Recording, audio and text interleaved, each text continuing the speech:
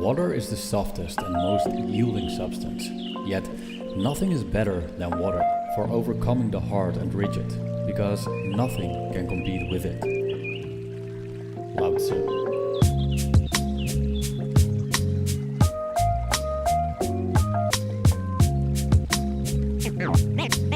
Name straight, new wave.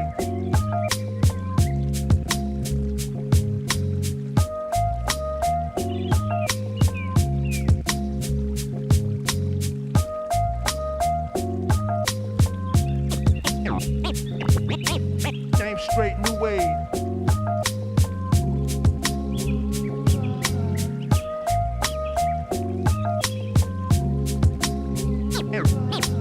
Name straight, new wave.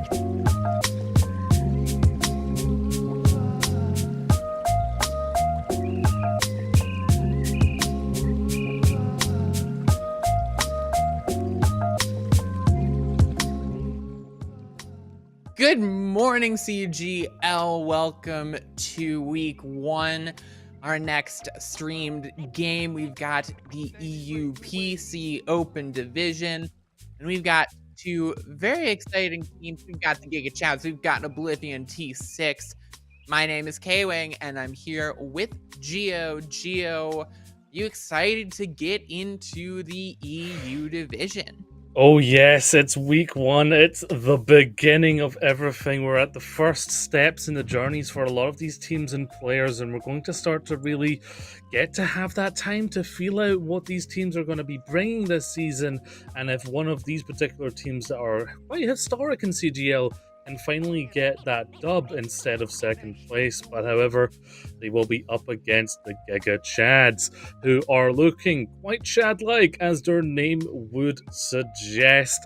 I know them personally from Arena 51. I've casted a lot of their scrims throughout the years, but now I'm excited to see what this roster is able to bring in a tournament environment. So get used to this lineup. Sue is the only tank on Giga Chads, so you're expecting them to be able to play a variety of different tanks. Obviously, we know that Winston or Diva and then Ramatra, they're really strong right now. I mean, I say that, we're on the last day of this current patch, basically, but it matters for now, right? It matters for this matchup.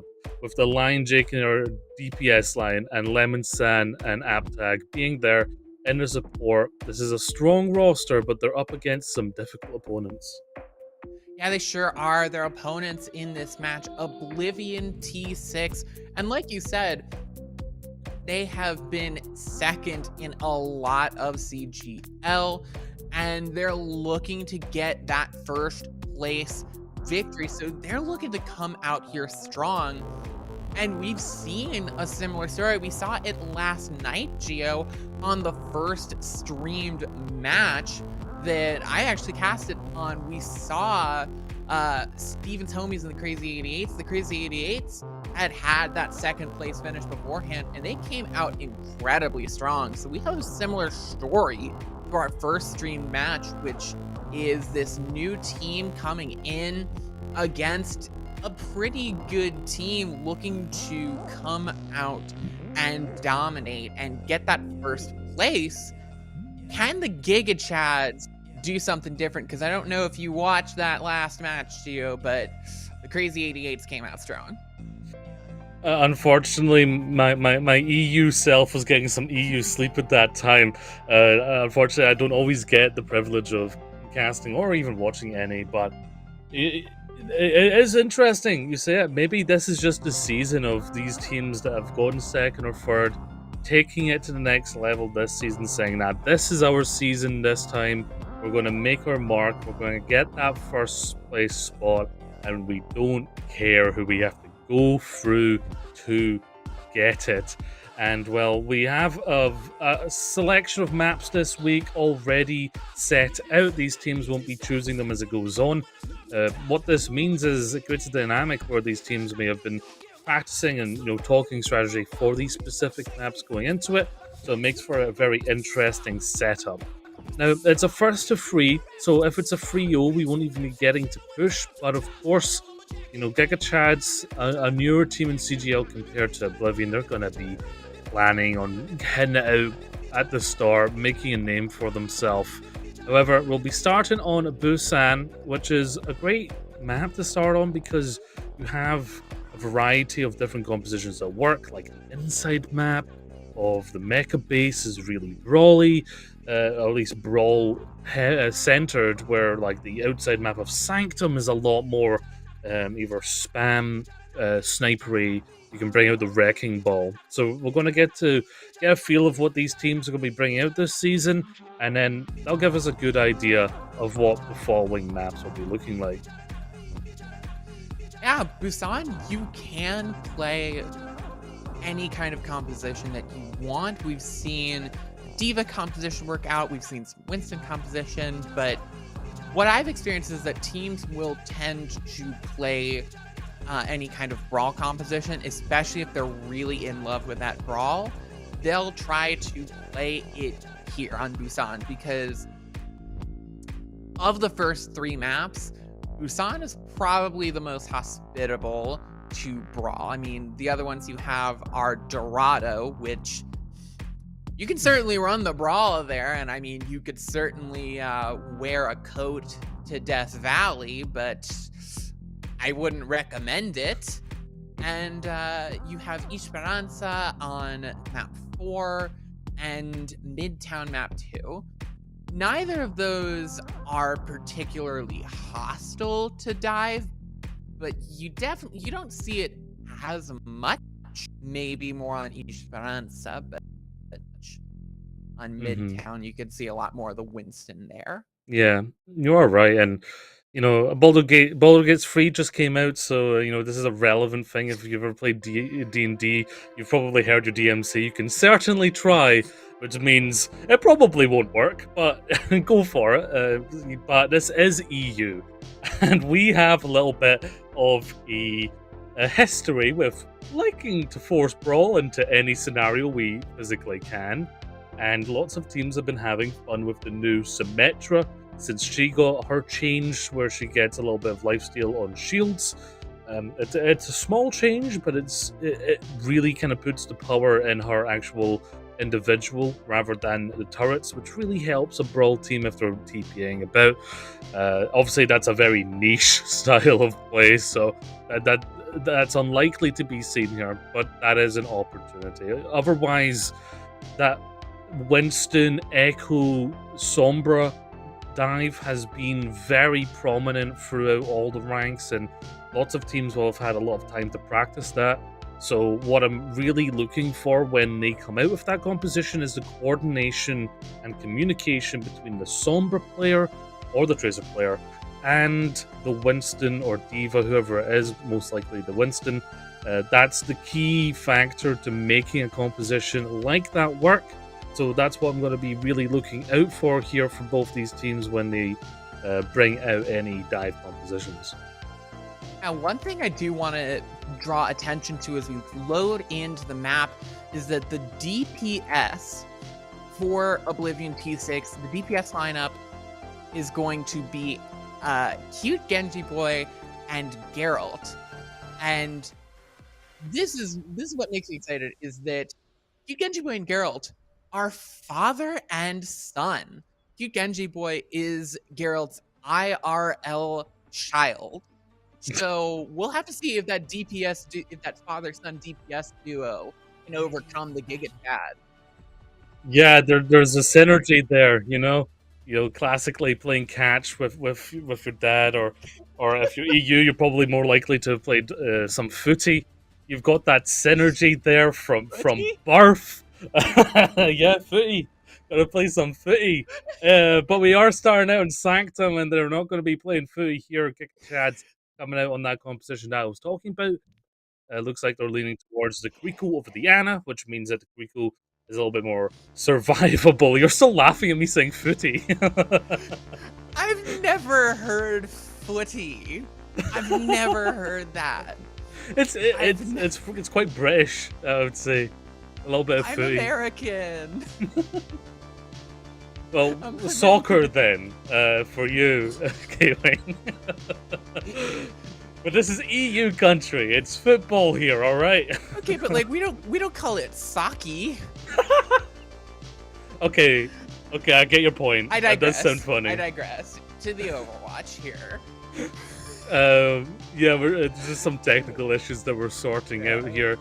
But yes, you know, the Favors undo.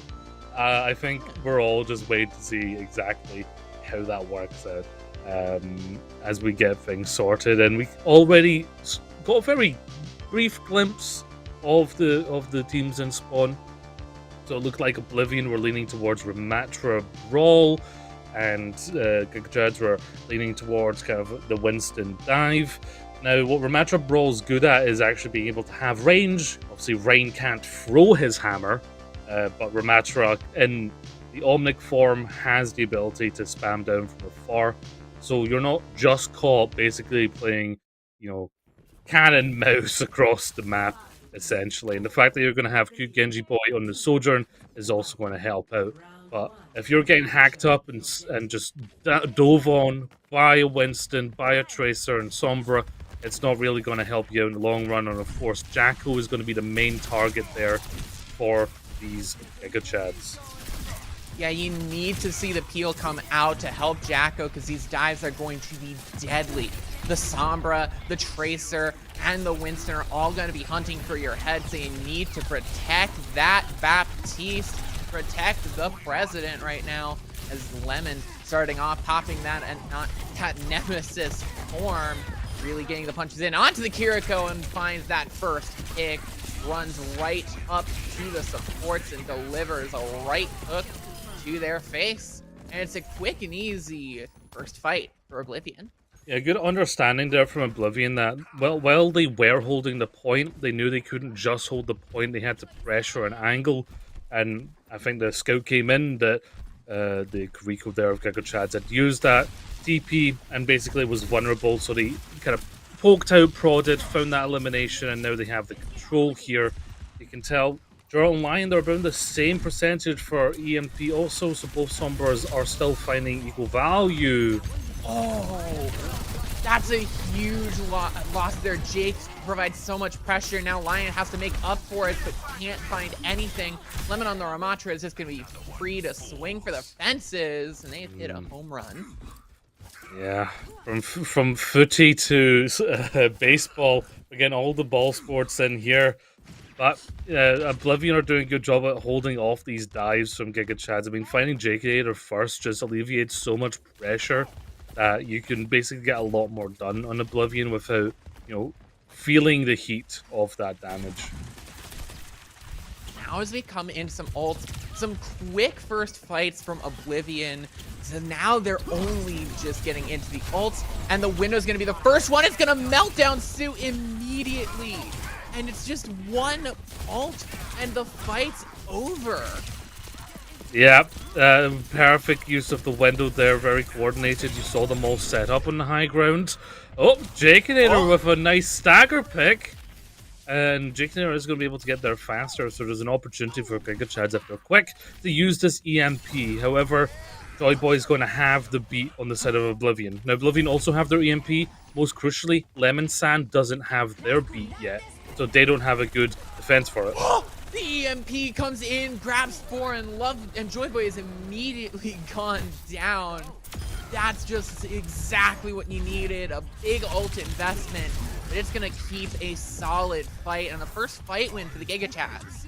Yeah, brilliant, nice and quick, and it's what they need, like you said, because that's gonna give Lemon Sand time to build that beat, be able to position themselves to try and nullify Gerald's EMP. Difficulty is that EMP will be followed up with the Sojourn out. Oh, right there, Jacko immediately bursts down. The beat going to come in, up two from Lemon Sand, and Lemon holding on to that annihilation. So a lost fight for Giga Chads, but a big investment.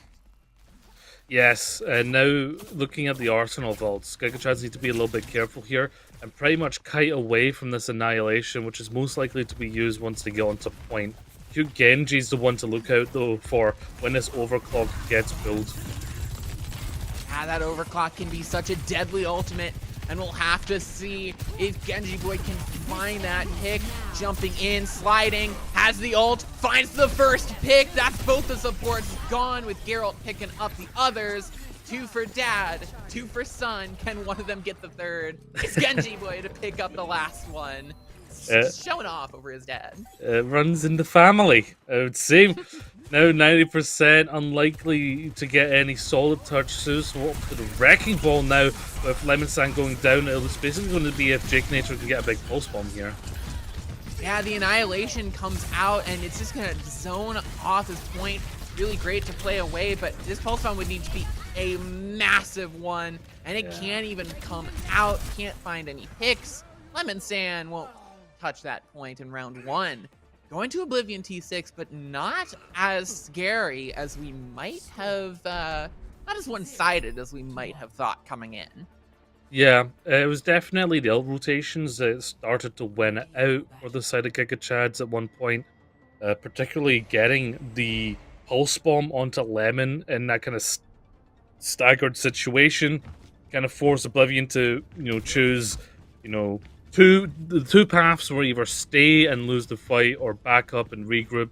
Both weren't great for them. They backed up, but then they got EMP'd, and they kind of got unkiltered from there. But Oblivion were very smart in holding on to a lot of their big stack ultimates, like the Overclock and the Annihilation. But now, this mecha-based map's going to play a lot more into the Ramatra, and Oblivion, they seem to be very keen on it, even bringing out the Reaper from both sides. Yeah, it's really rough for them that they're not able to play, that they really don't seem as comfortable on the Ramatra comp as Oblivion, but Lemon immediately going down low and getting taken out by Jakinator. Genji Boy needing to pick up the slack, needs to pull back to those healers, but even the peel can't save them, and they're forced to kneel. Yeah, a great wall there from Jakinator. It basically forced awkward rotations from Oblivion and allowed some time for Lion to get that damage pumped in to the opposing side. Now, the main difference is Oblivion has Jackal on Moira. The reason you choose Moira is for fast ultimates, so you imagine this Coalescence is going to be coming out potentially in this fight. Oh, that early wall nearly splits Oblivion in half. It draws out so much resources, and the Giga Chad's already up to this Annihilation. Oh, they're gonna rain it down over top, but Sue's going to get demolished as soon as it happens. That Coalescence keeping them all up. No beat needed. Oblivion T6 just have target focus for days. Lemon's gonna take them out in a quick point flip for T6. Yeah, great understanding from Oblivion to kind of stagger that fight out to get those crucial ult choices. Now, Sue actually invested the Annihilation, which is going to really kind of stagger Giga Chads now. They're going to be forced to find a good window here. But to get through this choke, they might need to wait and invest something like the Blossom or the Blizzard here. And there's a lot of ults coming in from Oblivion. There's the Death Blossom from Lion! Gonna find 2. Already just taking out 2 big threats, but cute Genji Boy throws it in. They say it's winnable. They've got the pick onto the knocker, and that's immediately a huge start. Jakinator has the Blizzard, might throw it out onto the remaining few members of Oblivion, rotating onto the point. Lemon Sand has to stay alive. The beat is there for them.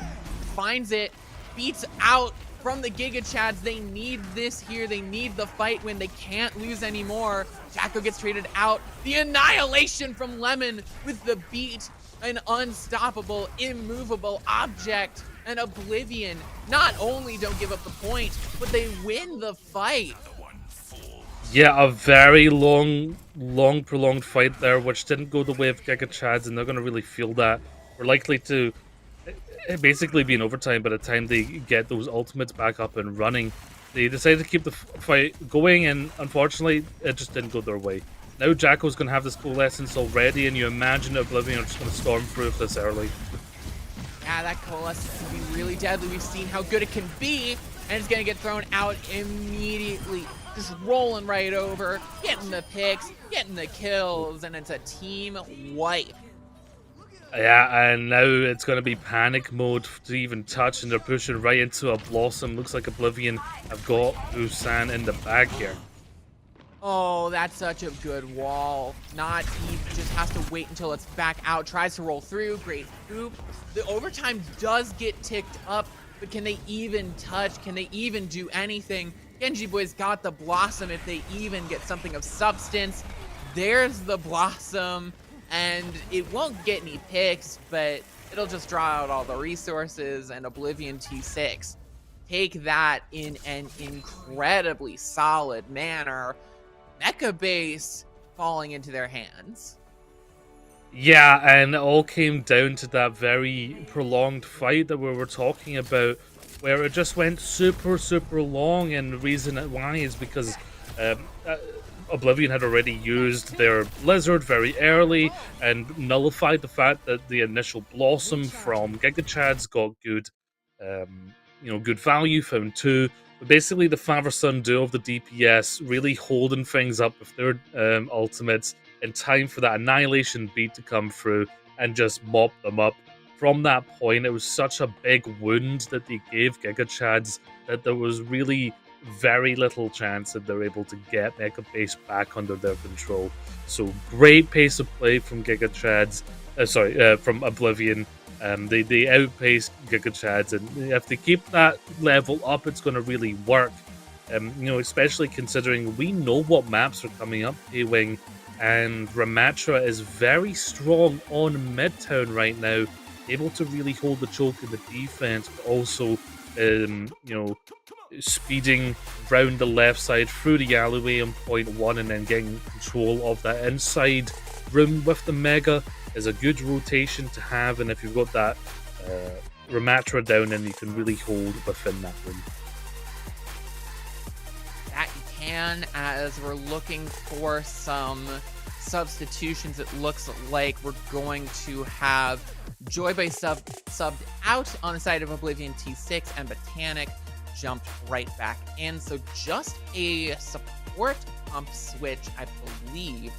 So going into Midtown, I don't foresee any real comp switch. I mean, Oblivion T6 showed us that they like the Ramatra comp and that they're good at playing it. They can take it to the dive comp and they can take it to Giga Chad's own mirror.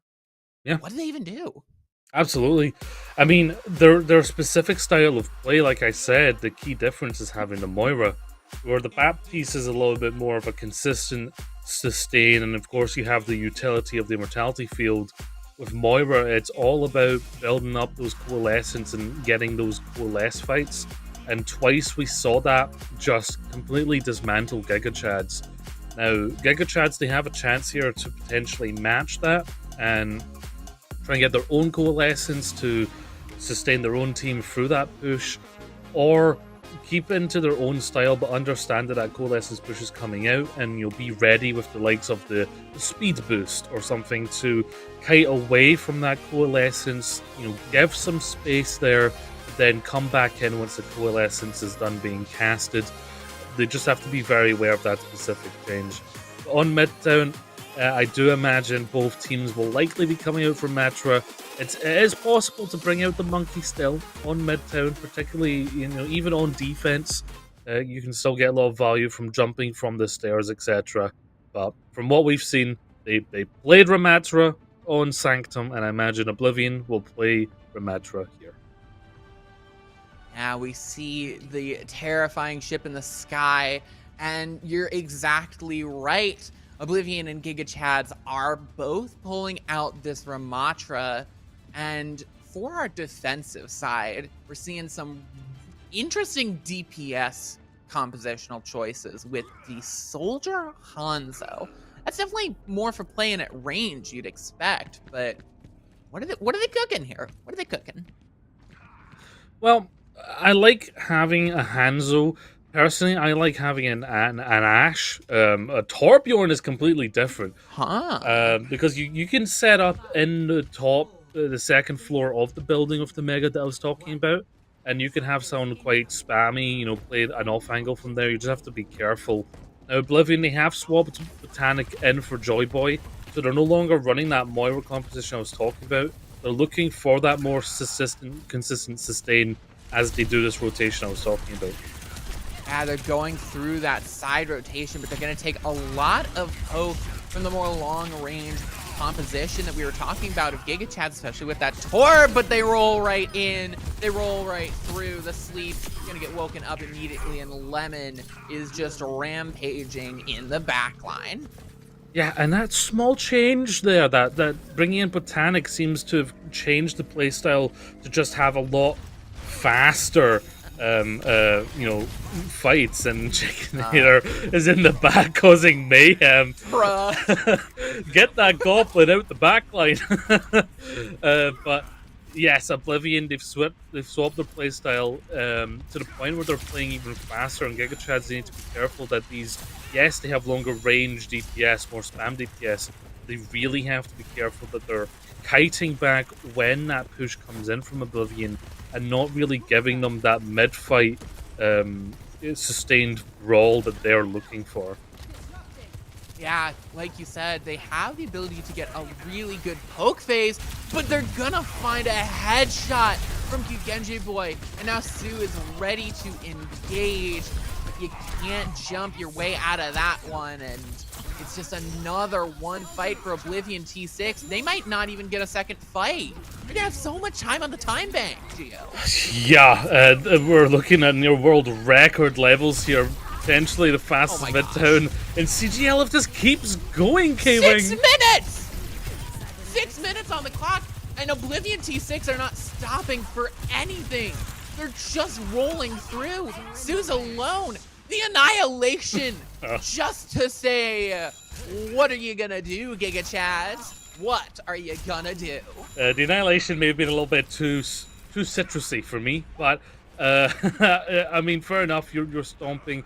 That might be something that you did actually want to keep, though, because that is a very key, pivotal ultimate that Sue is now going to have, and also the ability to nano Sue in this next fight. Oh, Genji Boy going to go down. Knocker has this nano boost. They're going to try and throw it in soon. They might not even need it. The window coming out, and already it's the engage. Carol's going to find the even pick there. Both DPS gone. Sue has to beat a hasty retreat. Now, there's a really good sleep to stop some of the pressure, but the wall cuts off the Ana. Knocker's gone. Run over by the steamroll. Genji Boy's back with a vengeance. Lemon stays alive with 21 HP. And we're going to be looking at 4.5 minutes if the Giga Chats can't put a stop to it here. Yeah, and it's going to be hard to stop it because they're pushing right into a blizzard and right into a beat. This needs to be a good nano here from Giga Chads. It's going to be a good nano, but it's going to go right onto the Frozen Sue. No one can heal. The shield is right behind them. The LOS was cut off immediately. Lemon going to take a quick nap, recover some strength, but it's just going to be cleanup. Pile A and Oblivion. Oh, the Death Blossom comes in. It does find that pick onto Lemon, even with the Immortality Field from Jacko. Botanic pulls back, trying to keep this going, trying to keep this alive. The annihilation has to come in from Sue. Genji Boy uses that overclock, but it won't find them the fight win. Some big ults coming out. Okay, their backs were against the wall there, but Giga Chads, they came out looking strong. And now Lemon San going down is going to allow another push, but of course Lemon San will be back quickly. Now Giga Chads, however, they don't have any ultimates. They really need to be building this nano quickly because they're going to be up against this annihilation very fast, and also another blizzard from Gerald. Yeah, another Blizzard. Lion, though, on the flank. We see them there. The Blizzard thrown right in onto Cart, nearly letting it go. They just have to touch as much as they can, but Lion gonna go down. The Annihilation in the back line. It's feeding off the supports, and Oblivion T6, 3 minutes, 24 seconds after a 6-minute time bank heading into point C. It was a good defense. It was a valiant defense, but a monster of a time bank there for T6. Sometimes the fancy words don't do justice, and all you can say is, wow. That was an incredible push there from Oblivion. And seeing 6 minutes rolling into the third point of Midtown, like, hello, it's week 1. Relax. But no, you are right. Giga Chads, they were able to bring it from 6 minutes to 3:20. That's still good burning of time. However, you're up against a 3-minute time bank. And at that point, that's such a rare high time bank for this particular map. Giga Chads, they have the option of playing, of course, what they understand, what they know, what they've been practicing, or do they go a little bit, more chaotic, go for something that might counteract exactly what Oblivion are doing. Now, if I'm looking at this right, Oblivion may have predicted this entirely, that they were going to try and go for a Far Mercy, go for this Wrecking Ball composition, and go around the Ramatra. They've pretty much mirrored it, other than the Rico Ana and that Tracer, rather than lying there on the Sombra. It's all about what these Pharahs can get done with this boost and what pressure that they can supply, and then get followed up on by the Wrecking Balls. Yeah, Geralt up in the air, facing off against Jakinator. Lion in the back line, looking for the hack onto the Ana, but Jacko!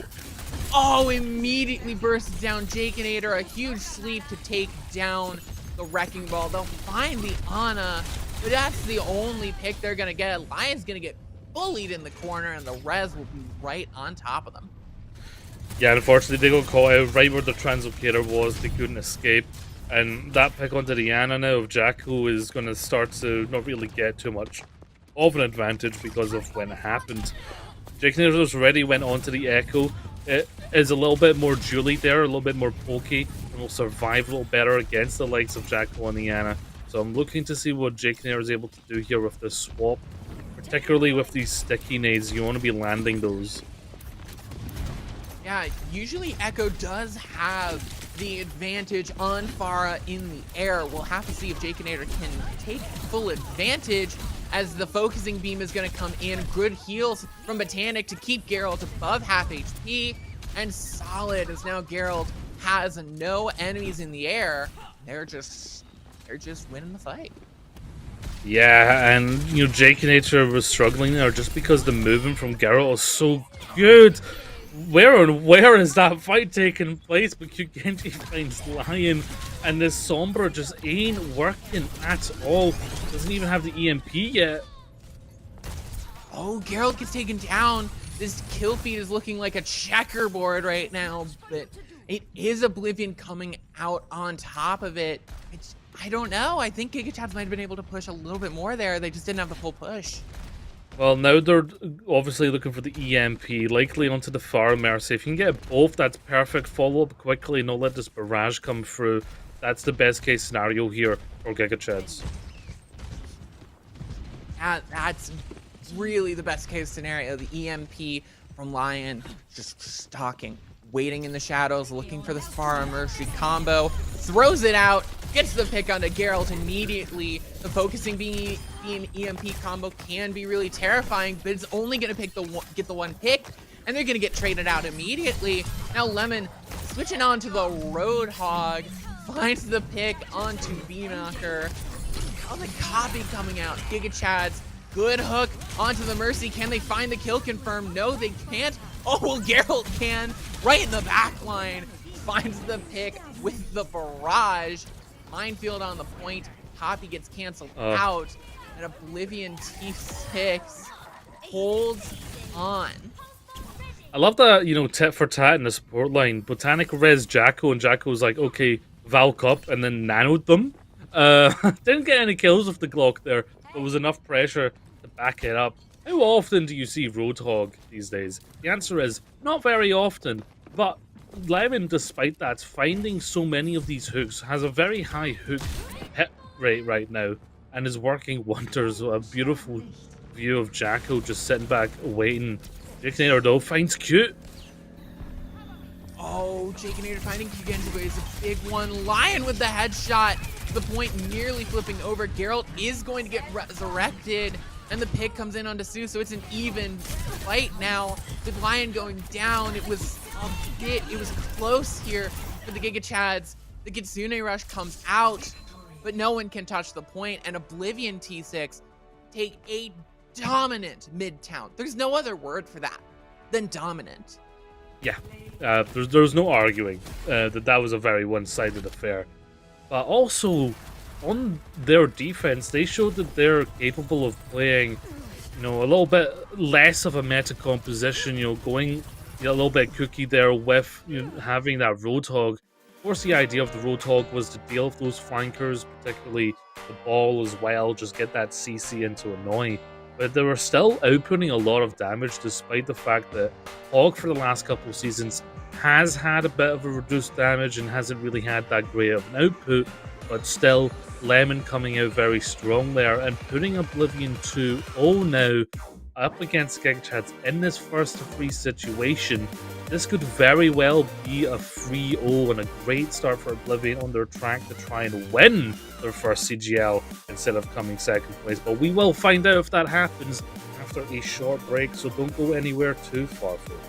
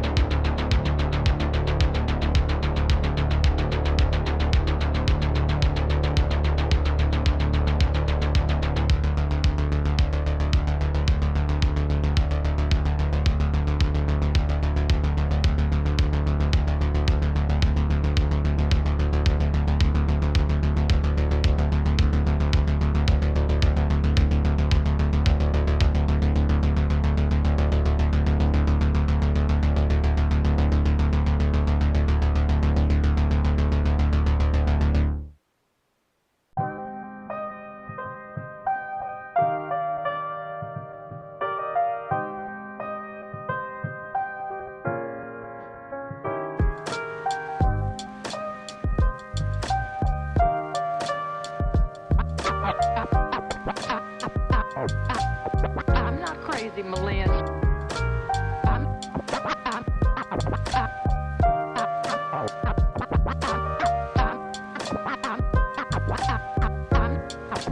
I'm not crazy, Malin. I've just been in a very bad mood for 40 years. 40 years.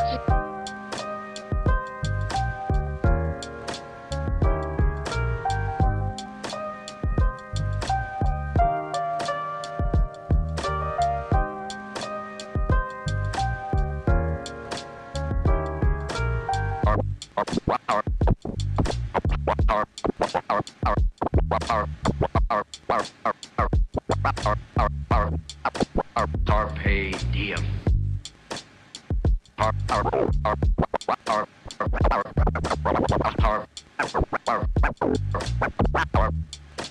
Carpe diem. And we're right back with what has been a scary dominant match for Oblivion T6. I mean, what we saw on Busan was solid. Don't get me wrong, but we saw what could have been what was a darn near world record pace on Midtown, ending the second point with 4.5 minutes on the time bank, and coming into third point with on time bank. I have never seen that before in my life. In my time as an Overwatch caster, I have spent 3 years here. I have never, ever seen a team finish that second point of a hybrid map with 6 minutes on the clock. And now we're going into Dorado. This could be the saving grace of the Giga Chads, though. Absolutely, because up until now, Busan Midtown, they've really lent into being good for that rematch composition. Dorado has a whole lot of high ground, and that's going to change the idea. Now, at the end of Midtown, on the defense, Oblivion, they did show that they're not afraid to go onto the likes of a Wrecking Ball or even a Roadhog. However, we have yet to still see, a heavy dive tank like Winston or Diva come out from Oblivion, where we have seen the Giga Chads have that in their arsenal. So this, like you say, it's Giga Chad's best chance to start to turn this series around and stop themselves from being swept here. There's a lot riding here because this match isn't going to disqualify anyone from the mid-season tournament. It's not going to mean that they're never going to win another game, but you always want to start off your season well. And for the Giga Chads, even if that means getting one map, they need something here. And they also need to pick some heroes. I think they need to be quick about that. They have 10 seconds to walk to the point. Yeah. But what I'm really terrified is that Oblivion aren't swapping their heroes. They're sticking on what we're looking at. Are they going to try and just leaf up Keldon there, who's coming in for Botanic? Which does mean that Lemon is actually on support right now, so there's been some substitutions and role swaps there. Keldon is looking for the hook and has a Life Weaver. I think the issue is that one of the players in Giga Chads wasn't ready for the start. Perhaps that's why they weren't really picking their heroes. But we'll get that sorted soon enough. Could it be hubris coming out from Oblivion, or could it just be that they understand that they don't have a good dive team, so they're bringing out something a little wacky to try and unkilter Giga Chads? That's the main question, really. I feel like it's got to be hubris. I feel like it just has to be. There's no way in heck that you. I feel like you have to be trolling if you're playing Tracer, Widowmaker, Roadhog, Brig, Life Weaver. I don't get it. I mean, we know Life Weaver is competitively viable, maybe. I guess a little. I mean, Rack Attack played it on Vegas, and we like rack attack, so it's technically viable, is all I'm saying. But I think we'll see the Widowmaker or Roadhog get boosted up by the Leaf, and then they'll get a shot off or hook off, and then that that's what I'm expecting um, from Oblivion. Now they could shock us, and like you said, rack attack by the it's Lifeweaver's been played in Overwatch League now. That's a statistic that is true. Uh, so anything is truly possible. While the Giga Chads, they have gone for the Winston, good at controlling the point and jumping out. The fact that they're choosing to go for the Mei, though, I'm not entirely sure how the Mei fits. And yeah, you could wall off someone who dives you, and yeah, you've got some spam. But other than that, it's really unsynergistic with the rest of the team there. In fact, no one else is going to be diving with Sue, because Jakinator is also on the soldier. Let's see what Keldon has planned here. Yep, went for the hook. There you go. I think, though, what was really smart from Geralt that we saw about 20 seconds before that round started was they fired a sonic arrow. Oh, what a headshot from Geralt! They fired a sonic arrow over the roof of the spawn, and it landed perfectly in that backline on that high ground. So they got the Giga Chad's composition immediately, and that's incredibly smart. Now Sue on this Winston trying to control the high ground against what is probably the wackiest, schmackiest composition I've seen. A big Antonie's gonna let them go right in, get the pick onto Jacko. Lemon's low and trying to stay alive. This isn't a high value healing comp. The pedal platform blocks the jump back up onto high ground. Lifeweaver is competitively viable, folks. I say as the Lifeweaver does get swapped off, but Valkyr goes low. If they can get the pick onto the Ana, that could be that fight solidly in the hands of Oblivion T6, playing the weirdest, wackiest composition I've ever seen, but it might just be a bit too much as the Hanzo looking for something, looking for some picks, fighting against Jakinator on the other Hanzo, but it's not going to get them any big picks. They're actually going to get picked off. Yeah, and now Oblivion, they're going to decide to try and go for something a little less helter-skelter, a little bit more normal, one could say. They're going to be now on the Winston, and Jakinator finding those shots. It's beautiful. Oh, Jakinator already showing up and showing off as the wall's going to come in. Keldon with a good jump to get right back over it.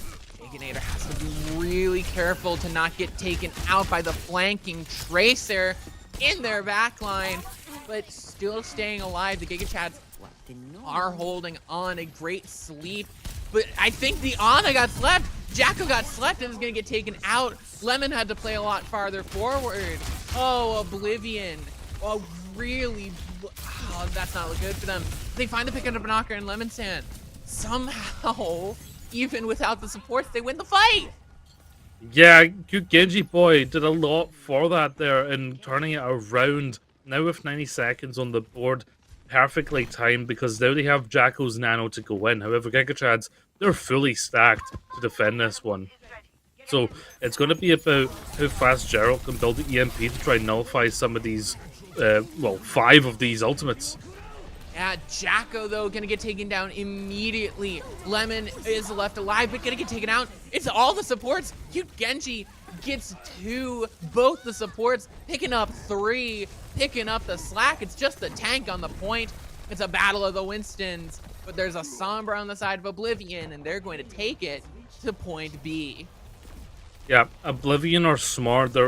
They know that they can trade their backline, so they held in there. The EMP'd the Blizzard the moment it came out. It had no chance to freeze. Even some like vegetables wouldn't get frozen from it by how quick it was frozen. Now Oblivion, they're going to get rolling here, and it looks like now that they're off the wacky comp, they are kind of showing that they do understand dive, and it is within their arsenal. And now Geralt gonna get taken out by the magnetic grenade. Lion winning that fight, but gonna have to deal with the Tracer again. Just getting dove upon in this back line, and that is a good start for Oblivion T6. They get that trade.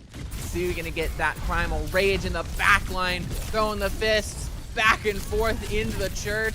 Can they get out alive? They're barely up, just able to get onto that high ground. Jaconator is raining down the damage from that second story, but they need some pressure on the point.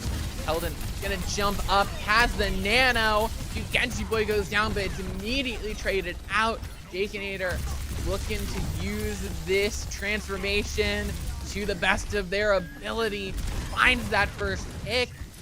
Keldon goes down, and Giga Chads will start to stabilize, especially with these late staggers on the support.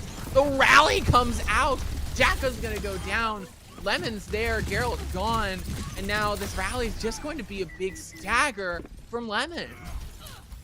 That was a brave choice there from Lemon to try and keep that one alive. I think the idea is that Genji could potentially get maybe 2 people in that narrow area with a pulse bomb, but cute Genji Boy just got forced out. Now, having this Bastion just means it's so much damage when you actually dive up here if you're Oblivion. They've basically got full control of this high ground throughout, forcing Keldon to be very careful when they go in. Yeah, they have to be so careful. There's the EMP. Geralt just finds both, and cute Genji Boy is gonna follow up. Gonna get 3 already, picking up the 4th, and Sue is just gonna have to run away from the Tracer Menace. Yes, menace is absolutely the word. That EMP follow-up was absolutely pitch perfect there. Again, the Faberson combo working absolute wonders. 40 seconds here to secure it, but Knocker has got the nano onto Sue. Big sleep. What a huge anti-nade going into the back. Jacko gets both supports in the anti, and cute Genji Boy continues the reign of terror. Geralt will pick up another, but cute Genji Boy is going to absolutely decimate this entire Giga Chat squad. Sue is a very strong Winston player and is finding a lot of value. It's just the Oblivion, they're not really, going for the peel. They're just going in for those trades, and they're winning out in the trades. In fact, I think there was some bad spawns there from Giga Chads, and I guess they forgot that there's a button now where you can TP to the other spawn if you get stuck. Didn't use those, and I guess they got a little caught out. Yeah, that's a really bad start there. You lose your supports, you lose any map control that you might have had. Now you have to fight for every single inch of it. Giga Chads have some back, but Jaconator really needs to get something good. The Deadeye from Lion's gonna get hacked up, smacked up by Geralt. And now 2 picks coming through. Sue with the Primal Rage looking to find another in the back line. That Ana will go down, and the Giga Chads will stabilize. Yeah, and now with 40 seconds remaining, Oblivion are really looking for Geralt to hit a very good EMP here. Now, Lemon San can rally through it, but Geralt, of course, is going to understand that, is going to look to make sure that they get the Brigida in this EMP. Oh, they're all grouped up there. This could be really devastating. They're doing some really good spy checking, Lemon San. Oh, Geralt just waiting behind, but cute Genji Boy's gone. They've already lost 1. The EMP thrown in, but they're down 2. Knocker will get taken out first down, but at this point, they're still down 1. The Bastion ult in the small room won't find the picks that they would have wanted. The Ana able to effortlessly dodge out of the way. Lemon gone. The supports trapped in the room with the Bastion. Nano comes in onto cute Genji Boy, needs a clutch play, a big pulse bomb to clean it up.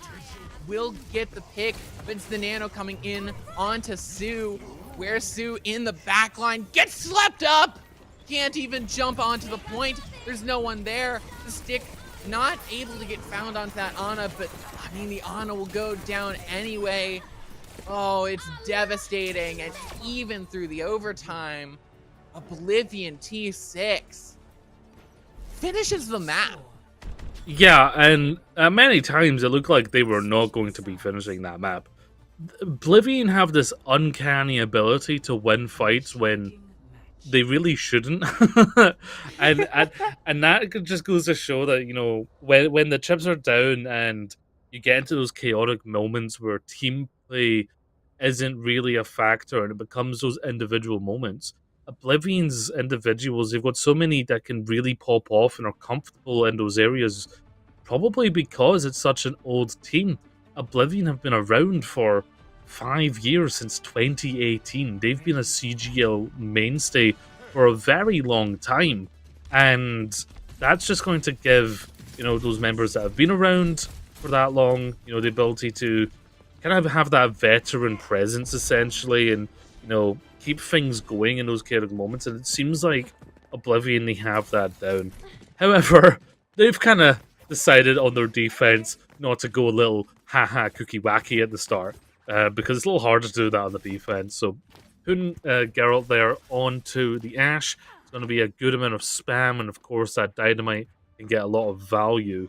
Now, Giga Chads, they're hovering over the Symmetra. I did talk about that previously being potentially viable, but now they're not even rolling with it. They're just going to play the brawl. They're going to look to just force EU style, keep on the point, and as soon as Oblivion dive down, they want to just gank them. That's the idea here, but of course, they have no verticality. They have no ability to control the high ground and very little ability to contest Geralt on the high ground. They're gonna jump in though, and the Giga Chads are gonna just rattle them, boys. Not finding any of that pressure on the high ground. Lion can pepper in the damage as much as possible, but it's gonna be so incredibly difficult. Giga on the high ground gonna get forced off, looking to pressure the Winston, but again, it just seems like as soon as anything comes through, they have to just try and relocate, and they can't find anything. Geralt has just free reign over the Giga Chads, picks up 3, and will seal the deal. Yeah, that's the issue. Yeah, you win those scuffles with like the Winston when they touch, because you've got the Reaper. You win, if anyone touches, you win that fight. What you can't win is an uncontested Ashe, spamming in damage from above, shooting fish in a barrel, and just getting away with it scot-free. Now they're going for the tunnel, they want to take the high ground, but they're going to be running right into a pulse bomb from NG Boy. No. Oh, the pulse bomb. Good morning. It does get out the immortality field, despite maybe not needing that immortality field, so a big piece of utility is gone, but this rotation is a time expensive one, and Giga Chads, they're not exactly flush with time. Jakinator gonna be very low. Keldon with the nano to find 2. Easy as she goes. Yeah, Giga Chads, I respect them forcing it. It's the EU way, but again, no verticality means they have to go for those ridiculously long rotates, and they become so predictable and so spammable. Like that anti-nade that's already forced an immortality field. Yeah, the immortality field getting forced out is insane. That immortality field is one of the biggest pieces of utility that you have for the side of the Giga Chads, and it can't get forced out for an ability like the anti-nade. Now brawling out in the side, Keldon tried to get a little bit of a cheeky play and throw some of them off the edge, but doesn't find it. Genji Boy over on the roof playing some CSGO surf, and as soon as the immortality field is there, it immediately gets burst down. Geralt in some danger, finds the pick onto Jakinator with the headshots. Lion is trying to keep this on the side of the Giga Chad. They're trying to put the whole team on their back, but Geralt has the high ground, and you can't do much with the uncontested Ashe. The Lucio, the last one to take them down, but Geralt will have the last laugh, taking out Lemon Sand from the grave. Well, this is why Geralt's a Witcher, and I guess Giga Chads in this instance, they're the monster to be slain, and it's working wonders. They've got a silver sword up against a vampire, and they're slicing through it nice and easy. Jacko and Genji Boy already finding picks. Jakinator needs a huge Death Blossom, throwing it out, finds the pick onto Keldon, but Jakinator gets taken out by the dynamite. Geralt is so deadly on this Ashe, on the sniper. Cute Genji Boy with an aggressive blink into the backline. Can't find the final blows, but has their sights on that Baptiste. The Immortality Field comes out right as Cute Genji Boy uses that Pulse Bomb. They could have held it. They might have had something, but already Knocker's gone. Sue goes down. Keldon on the Winston to clean up. Toss a coin to your Oblivion because they have just taken a solid 3-0 victory, looking dominant step by step. Yeah, every step of the way they were in control and they had the reins of this match from the end all the way back to the beginning. Now, this is a great start for the team who, of course, have been a mainstay for a while. And yeah, getting second place, while that you might, kick the dirt a little and say, obviously you want to win, but that is a high level placement for a lot of CGL tournaments, and this team is proving that if they keep this level of style up and maybe stay away from the cookie compositions and maybe letting their hubris get away from them, then they're just that strong. They're outpacing the opponents, and right now that was less of a match and more of a statement made there by Oblivion T6. Yeah, and one thing that I want to point out is that we've seen 2 of them on broadcast already.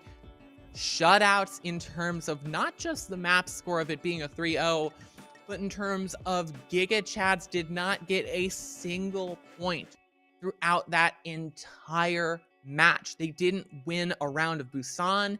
On Midtown, they were full held, and on Dorado, they were full held. That is dominance. That is terrifying, and that, like you said, Gio, is a statement to the rest of CGL, to the rest of this EUPC Open Division, that Oblivion is not just here to be second place anymore. They're done being the bridesmaids, and they are ready for their walk of glory.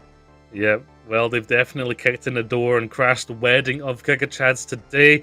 So congratulations to Oblivion, and now looking forward to the future of this open division of EU. It's already looking like we might see a front runner already. But that is going to be the end of this broadcast. Check out on the Discord and CGL socials for when the next games will be casted, whether be that in EU or NA. But that is myself and K-Wing finished. So don't forget to laugh loud and love yourself, folks. Good night.